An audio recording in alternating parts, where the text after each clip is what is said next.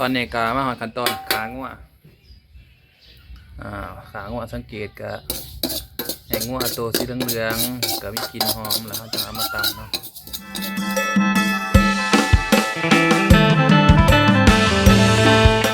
สบายดีตอนค่ำอีกมาพอครับ2 จานสีพาเบิ่งคือเก่าน้องมันนี้มาเบิ่งกาสิเป็นคลิปบ่ยาวเนาะเพราะเพิ่นได้เฮ็ดหลายน้อยหนึงเมนูสุกพักมื้อนี้จะได้เบิ่งกันเนาะแม่บ้านเพิ่นเตรียมไว้แล้วก็คือผักจำนวนหนึ่งเพิ่นลวกไว้แล้วเนาะก็สิมีเห็ดหูหนูมีผักหมพาวยอดมะบวบยอดผักบวบยอดผักตะมิ้นแล้วก็มีผักสูรสแน่คือผักเป็นหนวดบ้านเฮาเอิ้นเนาะกับอันนั้นดิยอดบักบวบแล้วก็ดอกแค่มือจับซะเนาะดอกแค่แดงเครื่องเคียงก็สิมีพริกเผาพริกดิบผักบัวขิงแล้วก็งามาทันขัวเนาะงาเก็บใส่ตัวแล้วกินแต่ซุปผักก็สิบ่แซ่บปานใดกับปิ้งปลาทูน่าน้ำแล้วก็มกผักบัวไปพร้อมเนาะผักบัวหัวสิไข่เดี๋ยวบ่แม่นนี่ยังก็ผักเสียงกระทูหนาพัวไปหาอยู่ทะเลมาหันตอนนี้ก็มาหอดขั้นตอนขางัวขางัวสังเกตก็ให้งัวตัวสีเหลืองๆก็มีกลิ่นหอมแล้วเขาจะเอามาตำเนาะ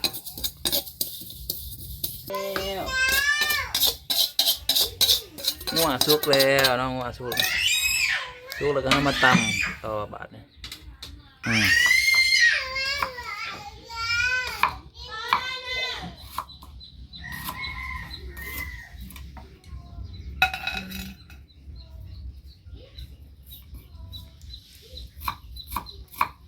คิงดิบบริคิงเผาคิงดิบเนี่ยแต่กูมาคิงดิบมันจะหอมบางคนก็มกก่อนนะคิงนี่อาจจะมาซอยตำใส่กับงาแล้วก็พริกดิบตำใส่นะพริกแห้งได้บ่ได้แล้วแต่ผู้มักคือกันเนาะแล้วก็มกหัวผักเทียมใส่หัวนี่ก็เสียทอเมนูเผ็ดทั้งเนื้อเขาเห็ดแซ่บแล้วเขาเห็ดจะได้คือว่าแซ่บเสียแกขี้ดังซะนะ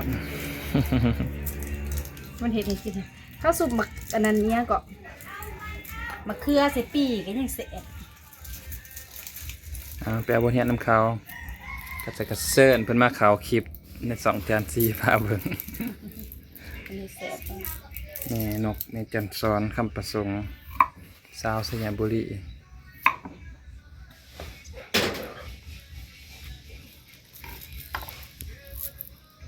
เห็ดใช่จะสิคนใส่กระสะบ่บ่ซอยแล้วแจกซอยแล้วก็ตั้มบาทนี่จนแหลกเลยบ่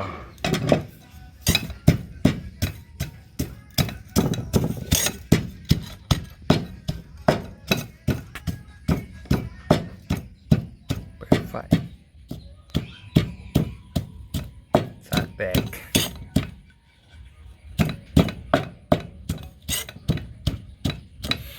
หอมเลยหลังจากตำแล้วเนาะก็เอามาใส่โคเล่กันเลยแบบนี้โคเล่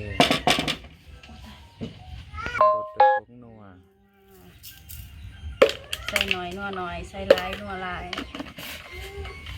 ขาประดับงานเนี่ยจะคิดประเดี๋ยวเป็นยังลูกเป็นยังฮะเกี่ยวน้อยนึงเป็นยังลูกเป็นยัง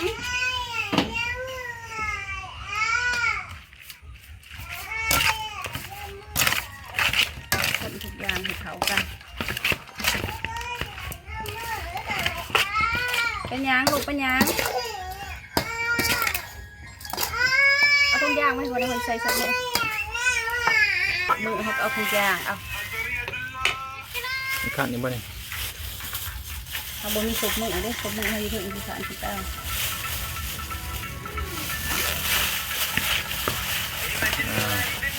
พยายามดึงต่อ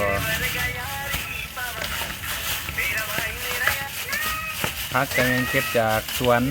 หลังบ้านของเฮาเนาะบ่ได้ซื้อแต่เฮ็ดหูหนู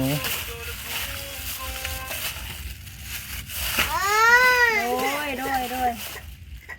โอ้ยผู้สอก็ได้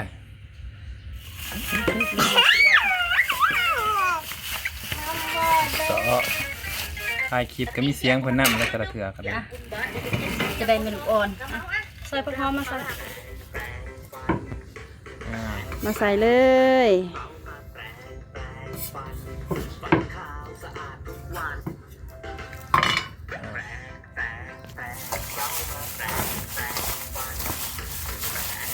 ที่ก็หอมเปะใส่แห้งหอมเลยค่ะว่ามีหอมเปะหอมเบิดมันกำลังปลูก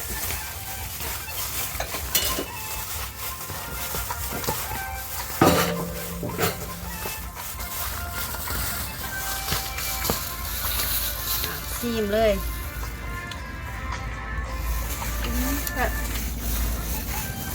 นะ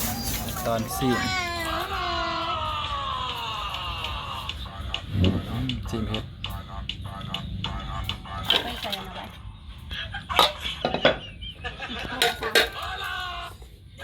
ลูกภาษา